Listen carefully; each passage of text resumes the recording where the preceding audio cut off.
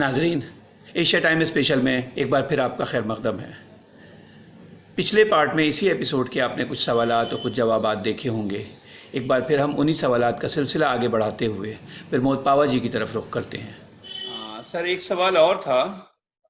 ये हैं सलाहुद्दीन साहब, जिनका ताल्लुक केरला से है और ओमान में हैं आजकल बेस्ड।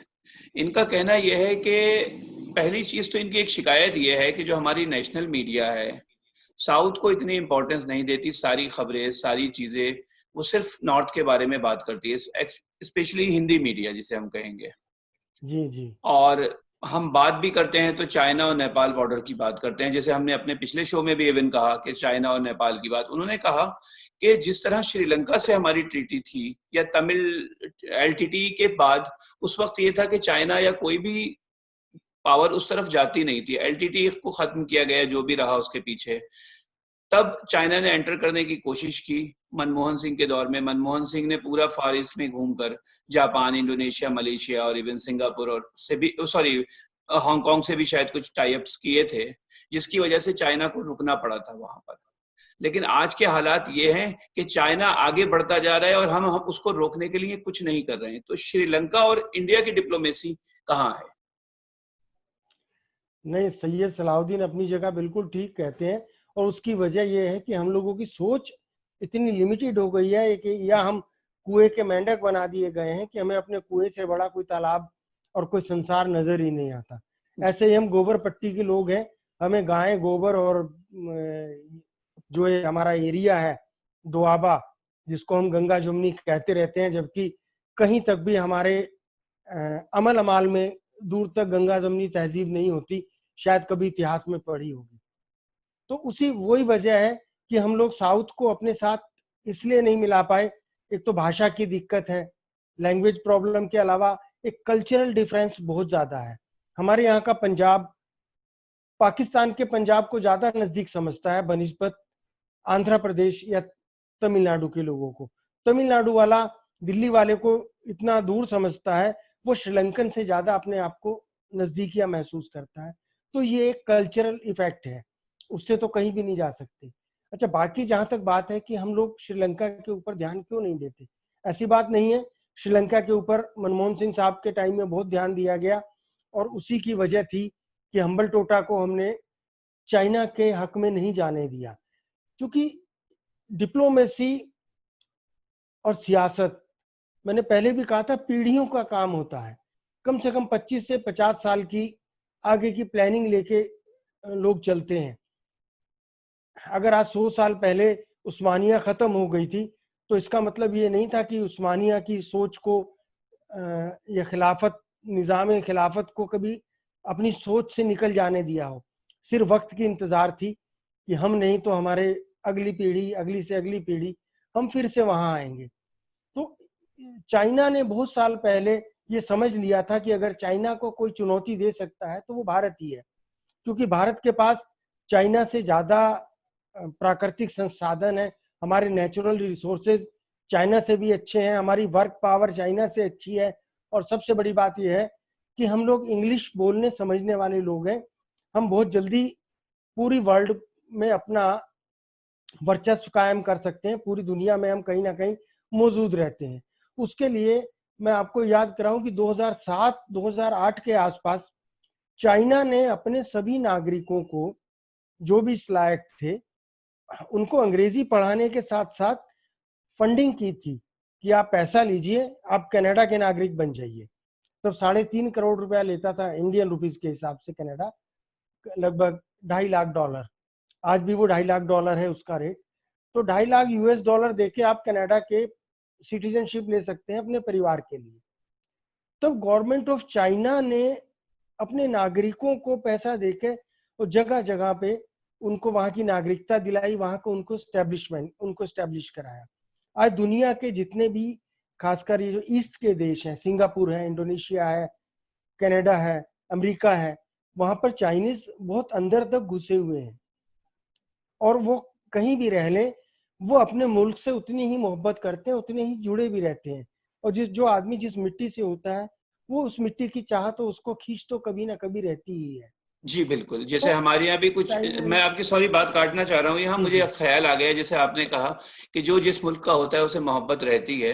हमारे यहाँ भी कुछ ऐसे फिल्म इंडस्ट्री में हैं जो पासपोर्ट कनाडा का लिए हुए हैं और भारतीय, लेकिन मोहब्बत उनकी आज भी है और सबसे ज्यादा देशभक्त बड़े बने हुए हैं वो लोग। हाँ, वो तो कलाकार हैं, तो कलाकार के बारे में तो कुछ भी कह सकते हो। जी जी लेकिन जी अभी मैं आपको याद कराऊं कि अभी आज ही मैंने देखा था, खुशवंत सिंह साहब जो हैं, जी तो इनकी वसीयत थी कि जी। इनकी मिट्टी इनके गांव के उसमें दफनाई जाए, अच्छा। अस्थियां। जी जी तो इनके बेटे के साथ में गया था इनके हदाली गांव में, और जी। वहां की गवर्नमेंट ने वो उनका एहसान समझे, वहां उनको जगह उनके स्कूल में दी है, 2 गज जगह दी है, उसी मिट्टी में वो हाँ। आराम फरमा रहे हैं।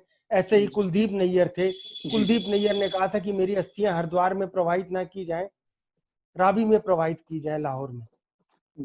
तो उनकी अस्थियां लेके अभी पिछले साल जब वो फौत हुए हैं, तो लाहौर में गए थे, वहां चिनाब में और रावी में, दोनों में बहाई गई थी। तो मिट्टी की खिंच तो होती है। आज एमडीएच वाले 93 साल के जो बाबा जी हैं, जिनकी फाइल गुम गई है इमराज के पास, वो भी अपने आप को कहते तो सियालकोटी हैं। तो ये तो अपनी जगह है। तो मैं ये बात बता रहा था कि जैसे चाइना के लोग हैं, उनकी कहीं ना कहीं खिंच रहती है और वो लोग फैले हुए हैं, ऐसे ही हम लोग भी बहुत जगह फैले हुए हैं। लेकिन अगर हम उसी स्ट्रेटजी पर चलते, हम चाइना को उसी हिसाब से रोकते, अगर हमने लुक ईस्ट वाली पॉलिसी मनमोहन सिंह साहब ने निकाली थी, तो उसका रीजन यही था कि इंडोनेशिया, मलेशिया, ताइवान, हम यहाँ जाके चाइना को रोक सकते। लेकिन ये बदनसीबी कह लें या हमारी गलतियां कह लें कि आज मालदीव जैसा भी छोटा सा देश हमारे कब्जे से बाहर निकल गया है। आज नेपाल भी हमें आंखें दिखा रहा है, और उसके बाद जो बाहर के दूर के हैं, चाहे वो इंडोनेशिया हो, मलेशिया हो, वहां से भी हमारे ताल्लुकात बहुत अच्छे नहीं रहे हैं। और किस बात पे नहीं रहे हैं? सिर्फ हमारे अहंकार और हमारे झूठे गरूर की वजह से। आपको याद होगा कि मोहम्मद महातिर जब पाकिस्तान जा रहे थे, तो हमने उनको एयर स्पेस देने से मना कर दिया। तो इस तरीके की ओछी हरकतें लॉन्ग टर्म में नुकसान देती हैं, ऐसा नहीं करना चाहिए था। और शायद इन्हीं वजह से हम लोग साउथ में, खासकर हिंदी मीडिया वाले साउथ में नहीं देख पाते, वरना तो हमारा एटॉमिक कमांड अंडमान निकोबार में हमने बनाया हुआ था, और बहुत सिंसियरली हम वहां पर रहते थे। पर 3 साल पहले हमारा एक जहाज गिरा दिया। अब कहने वाले तो मीडिया में ये भी कहते हैं कि वो स्विचेस लेकर जा रहा था, और उसमें 29 वायु सैनिक मर गए थे, A-35 विमान था। आज तक उसके बारे में सरकार ने कोई जवाब ही नहीं दिया। तो बहुत सी बातें ऐसी होती हैं जो आदमी जानता भी है, लेकिन पब्लिकली कह नहीं सकता। बहरहाल ये हमारी बदनसीबी है, हम जिस हालात में आज चल रहे हैं, ये देश हित में नहीं कह सकते आप।